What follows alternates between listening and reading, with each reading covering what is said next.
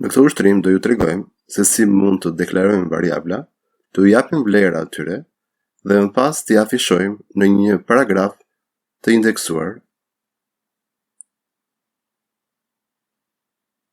Le të nisim dhe ta programojmë atë. Si fillim, le të krijojmë këtë pamje midis badit dhe badit. Të vendosim një kokë, një paragraf dhe brenda paragrafit le të vendosim një tekst të formatuar në disa raste me bold. Dhe të vendosim një paragraf bosh të indeksuar me ID demo. Tani le të nisim me pjesën e kodimit të gjuhës JavaScript brenda badit. Le të hapim skriptin hapës dhe mbyllës e të gjitha komandat për sa i përket JavaScriptit të vendosim brenda script e script. Si fillim, le të deklarojmë variablat. Po deklaroj 3 variabla, x, y dhe z.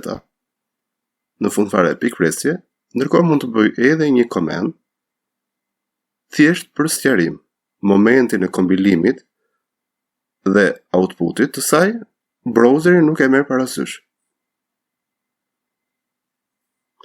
Do të thotë që çdo variabël, momentin që ne do ta përdorim, duhet patjetër që ai të deklarohet në fillim fare. Rreshti 12 dhe rreshti 13 jemi duke dhënë vlera përkatësisht x-it dhe y-it. Rreshti 14 është një formul ku z është e barabartë me x plus y.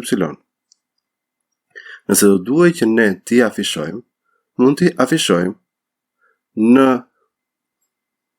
paragrafin demo. Paragrafi demo për ne është document.getElementById, ku ID-ja e paragrafit është demo,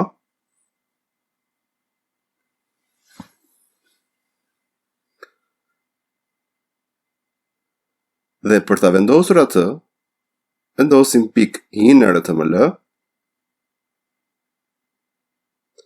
e barabartë. Ndërkohë, në këtë paragraf, ne mund vendosim, afishojmë direkt zën, por gjithsesi po I japim një komend. Shuma, bëjmë një komend të tillë, pra shuma x plus y e barabartë. Meqense ai është një string, ne vendosim midis thonjzave dyshe. Ndërkohë, për të afishuar një variabël tjetër, e mbledhim me plus, me operatorin e mbledhjes, dhe nëse duhet të shtoja diçka tjetër, për shembull një pikë në fund, po e vendosim pikë. Të gjitha këto thjesht janë